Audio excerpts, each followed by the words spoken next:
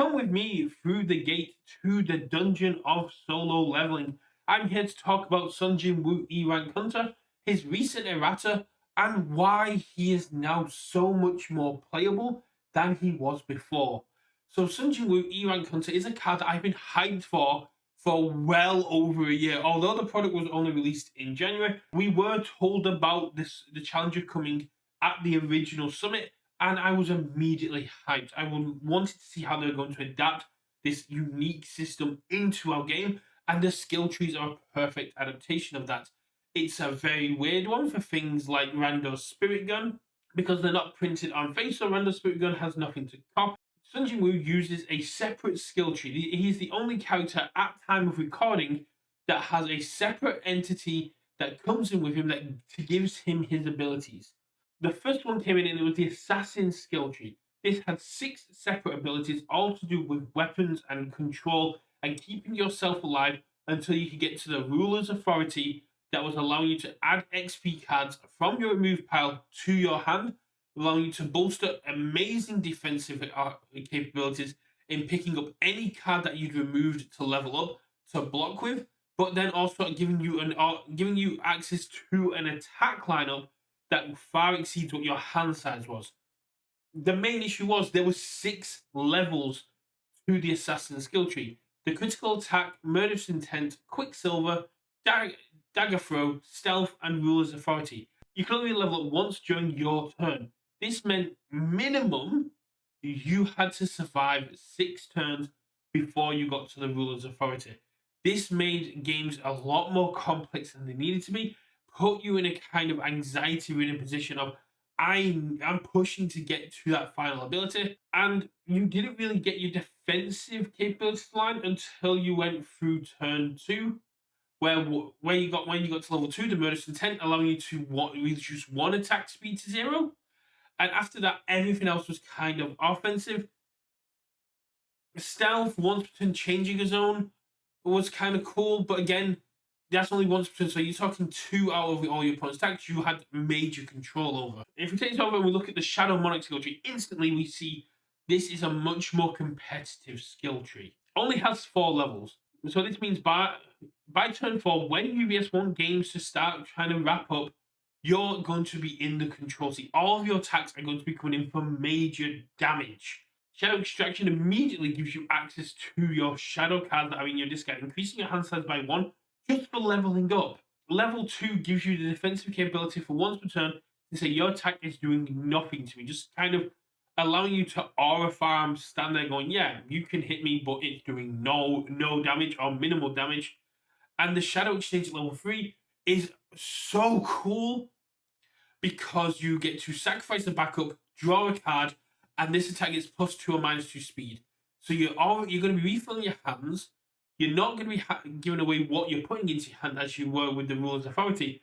You're going to be giving stuff +2 or -2 speed, all for the cost of a backup when you've got all these amazing shift attacks that are coming in now, 2 of which are non-unique, so we can have up to, say, 10 backups from the Sung Jinwoo Shadow Monarch alone, that not even taking into account other backups that you can run in this. The Monarch's Domain is where you get in with the +2 damage regardless, and then it gets an addition for every shadow backup and every shadow card in your card pool or stage. This is very strong, allowing you to have these very powerful outgoing attacks that are just saying, get out of my way, you're going to lose this. The fact that Sung Jinwoo E-Rank Hunter for the Shadow Monarch skill tree has been reduced by 2 levels, more in putting it in line with where UVS wants games to start wrapping up, where the competitive turning point of the game should be, turn 3, turn 4. This is very strong. The fact that he has a new action in grinding, allowing him to level up without it putting a restriction that he can't level up again. Very cool. This allows you to build it in Transform, get your higher arcs, and then also on top of that, get access to another level up. So if you can get the grinding down, you can go straight to level 2, and then at the end of your turn go to level 3, putting you in line to start using your Shadow Exchange, sacrificing backups, and get utilizing these abilities. And the big thing at the minute, this is Sung Jinwoo at his base power. Hopefully we're going to get more. We're going to see more shadows. We're going to see Baru. We're going to see all all the Shadow Soldiers he gains access to throughout the season 1 and season 2. And then when season 3 drops, we'll get to see even more. If you've already seen them, if you already read the light novels and the manhwa, you know there's a lot more coming. And there's an ash ton of them coming. One of the cool things is Sung Jinwoo has his own side decking rules for the skill tree. So because at least 12 of the 16 shadow attacks count as weapons, you get to use the assassin skill tree as well. So if you're going into a longer game, if you're going to a more grindy game, you can switch your skill tree and it doesn't take up a spot of your sideboard. It's a Phantom 11th card. I love this. Being able to go, okay, the game's going to go a bit slower. I don't need to have as much damage, but what I do need to do is be able to string. I need to outpace what they're doing. And I need to make sure that I'm in control of what's going on here. So, Dagger Throw, Rules Authority, Stealth, Quicksilver. These are things that I'm going to need to push through and get my attacks in.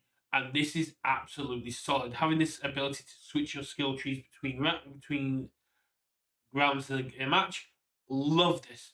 So I am very excited to see where Sung Jinwoo is going to end up.